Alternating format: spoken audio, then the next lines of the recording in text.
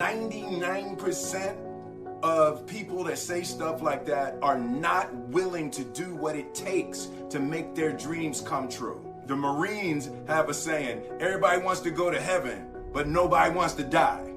And that's just real. At the center of bringing any dream into fruition is self-discipline. I believe that self-discipline is the definition of self-love. That when you say that you love yourself, that means that you have behavior towards yourself that is loving. You know, something as simple as food and eating, it's not about your body as much as it is about your mind. It's getting command of your mind to be able to choose actions that are in your own best interest. You cannot win the war against the world if you can't win the war against your own mind. Every day we are choosing it's not in our own best interest, right? So if the world is attacking you and the world wants to fight you and the world's trying to hold you down, so you're going to kick yourself in the balls? So you're going to stop yourself from getting what you dream.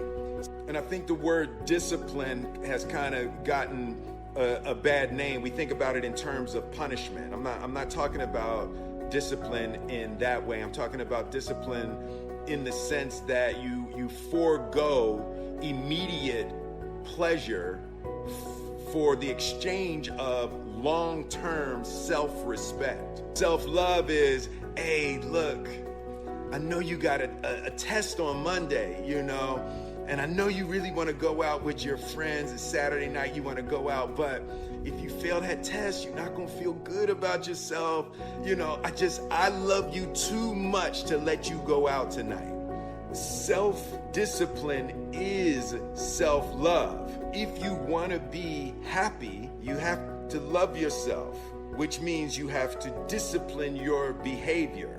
The road to sustained happiness is through disciplining your behavior. This is what I believe, and I'm willing to die for it.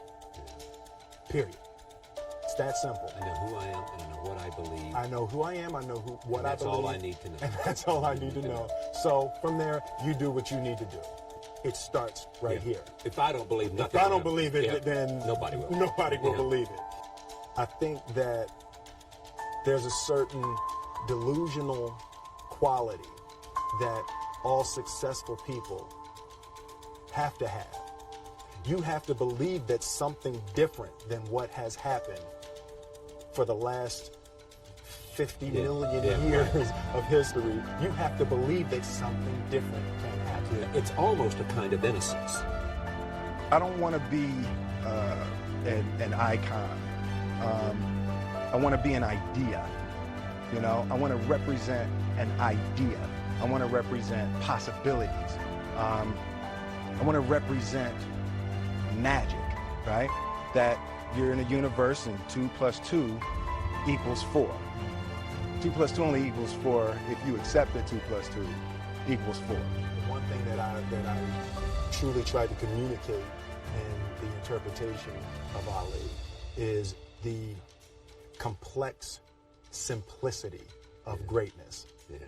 And how greatness is not this wonderful, esoteric, elusive, God-like feature that only the special among us will ever taste. You know, it's something that truly exists in all of us, you know. And I think what happens is we make the situation more complex.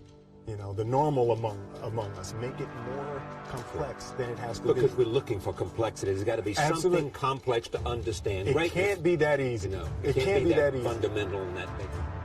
Like there's a redemptive power that making a choice has, you know, rather than feeling like you're at effect to all the things that are happening. Make a choice. Like, you just decide what it's going to be, who you're going to be, how you're going to do it. Just decide. we tend to base our self-esteem on what other people think. And that's not really self-esteem. Self-esteem is supposed to be how we feel about ourselves. Other people's opinions is a really way to determine how we feel about ourselves.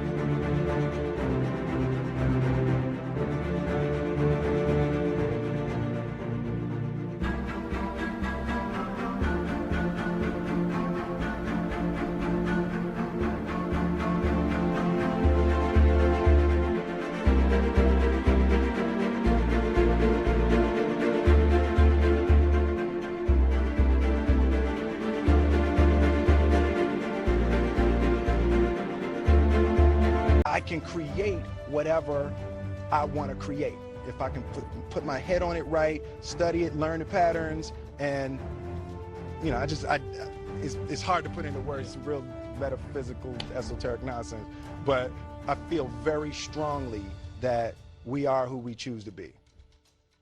There was one concept that I would suggest to people to take a daily confrontation with is fear.